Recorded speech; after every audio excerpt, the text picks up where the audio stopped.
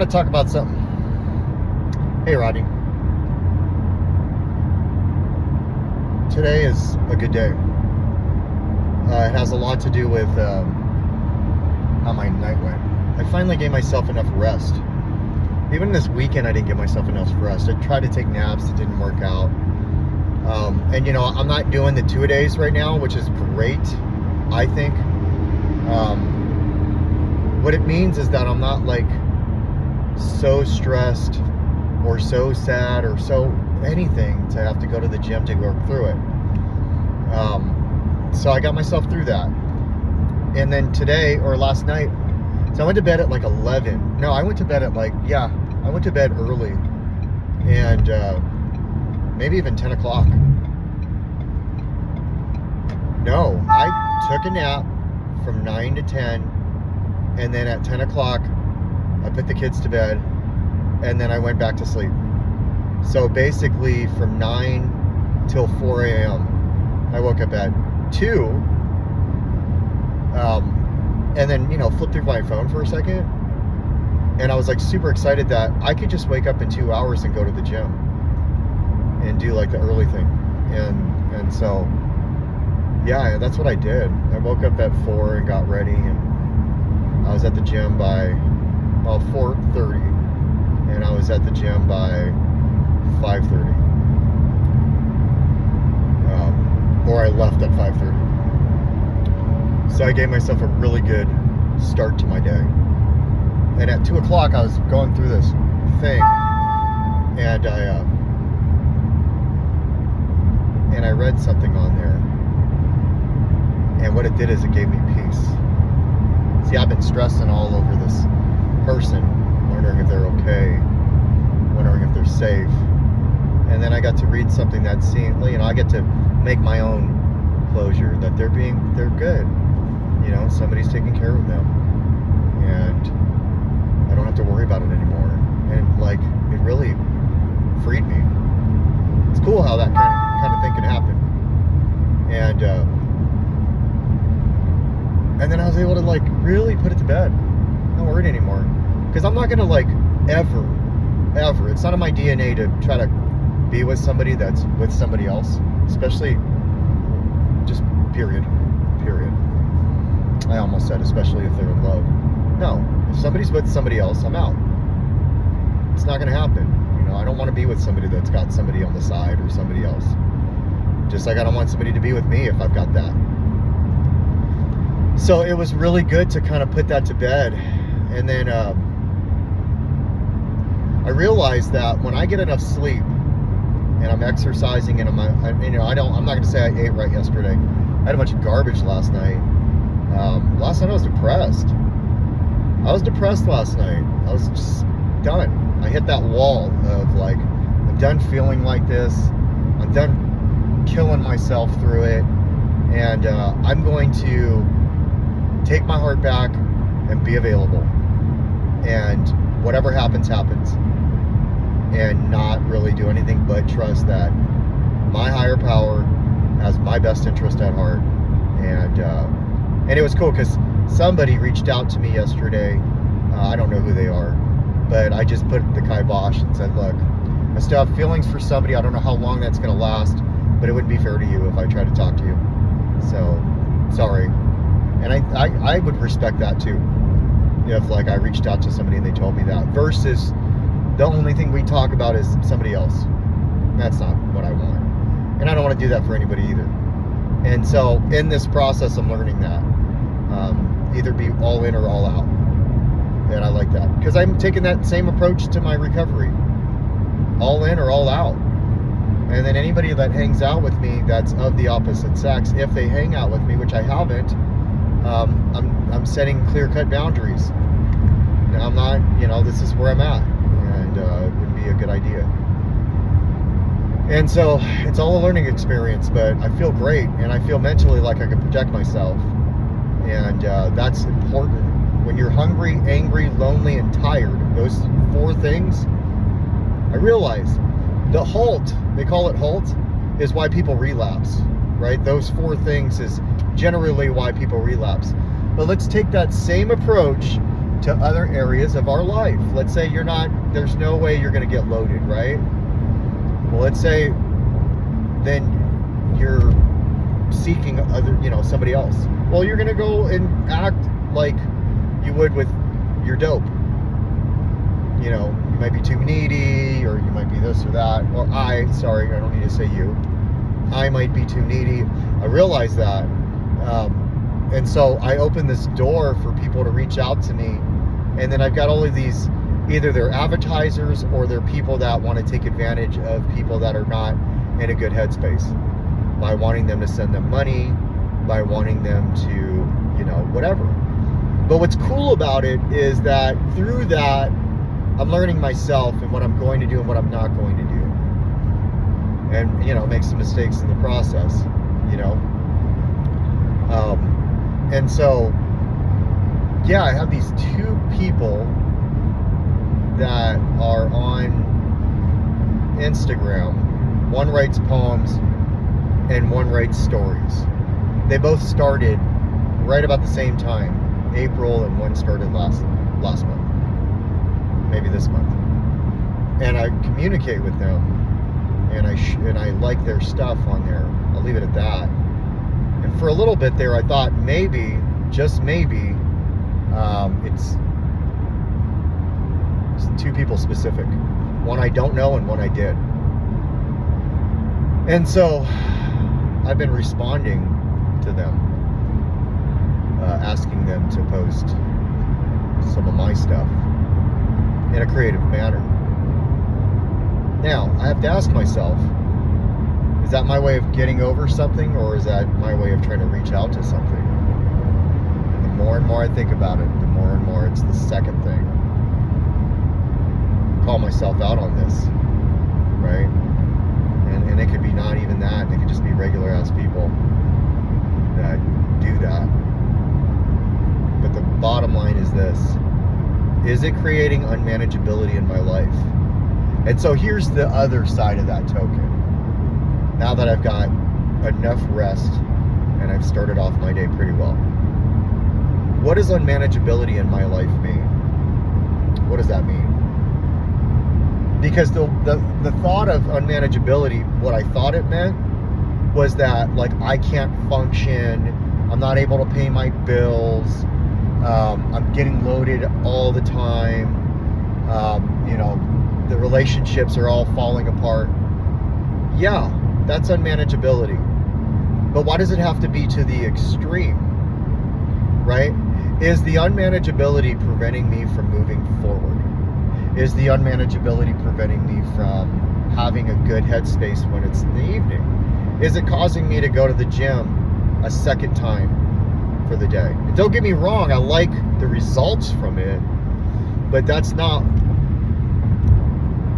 but those are, fuck man, that's cool.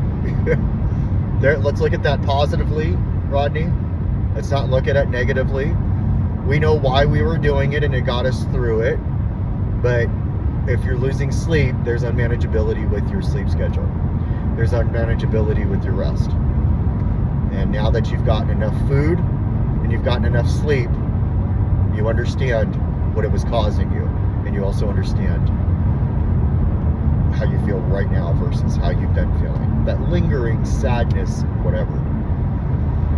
So, I had a conversation with somebody today, and they were struggling, and I couldn't provide for them financially. So I tried other avenues, asking if they're okay, that kind of thing. Never met them, don't know them. I have this weird connection to the outside world right now because of what's happened. It opened this door for me to be in there, and I don't know what I'm talking to. I do know I helped when I just met them, because I felt like, okay, you're struggling with this specific situation, which is dear to me. My mom, and you got a situation with your mom, and so I felt like, okay, I'll help. But then that turned into, they want more help. And I realized that a lot of things happened, like this is starting to turn out similar, but different. When I asked questions, they're answered not the way I, and so when the money thing got brought up, well, I had already been dealing with some shit, so what I did is I said, hey man, I gotta put the kibosh on this. So I'm proud of myself for that. And then decided that I would still communicate with this person, but on a friend level. And then, I get to feeling good, and then they say some shit about how I didn't ask them, which I go back and I'm like, yeah, I did. I asked you all these things to see if you're okay. The bottom line is, you said you were, and now you're upset because I didn't dig or send you money.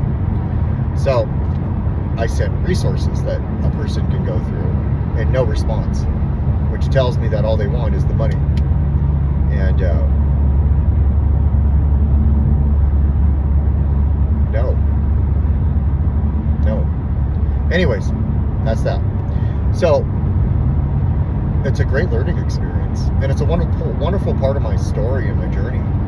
Because then, in the future, when I'm sitting down, because I believe this will happen, I'll be sitting with somebody and they'll be asking me, so how was it? I'll go over these things, including,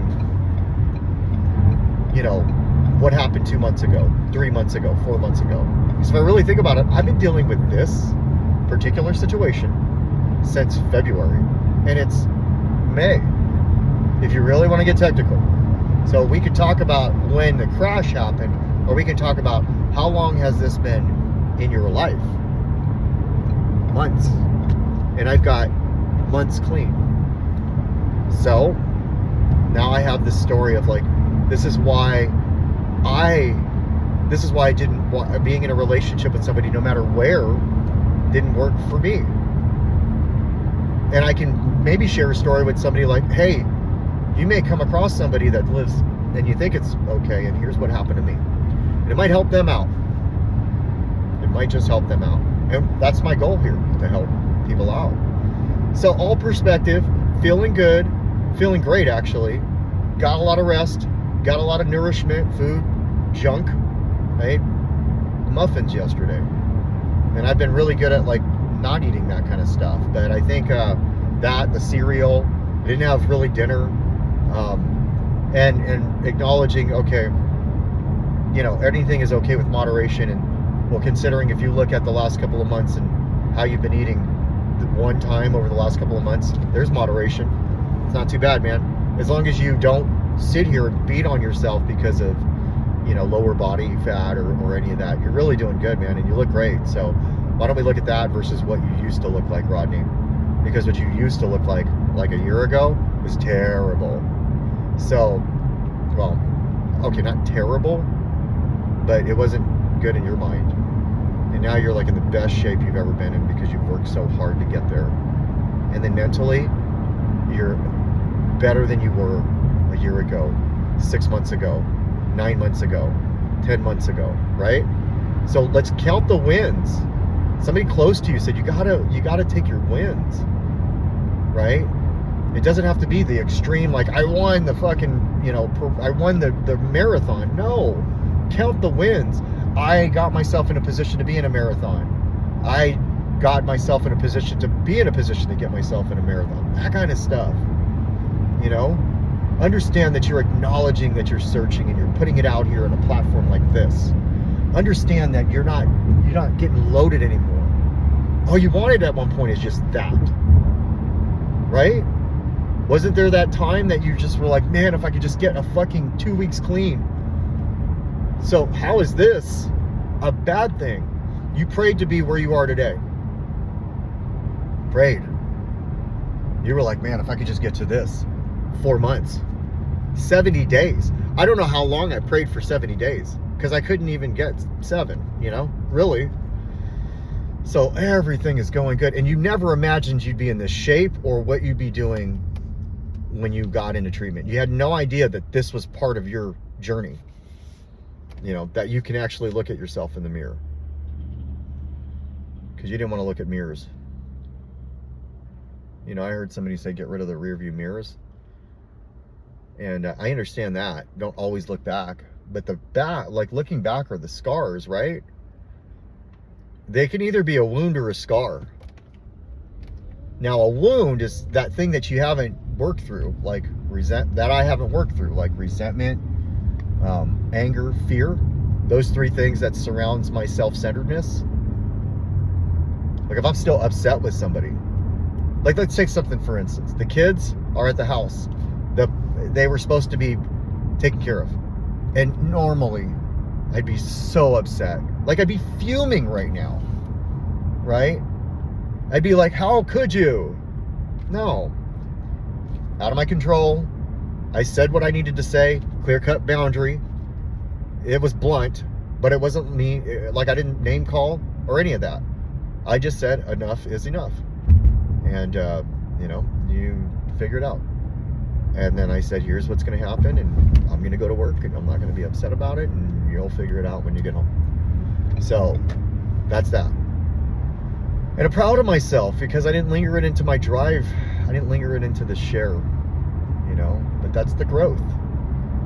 And I wouldn't be able to be like this if it wasn't for all the shit I'm going through right now, which is good. I was up early enough. And, like, I really enjoy how early I got up. I like it. We'll see if it continues. I mean, that requires going to bed earlier. Like when the kids go to bed. Something to think about, Rodney. Getting rest, eating, something to think about. Well, I don't know if I want to eat muffins all the time. But anyways, now I'm blabbing. I've probably been blabbing this whole time. But I don't give a fuck.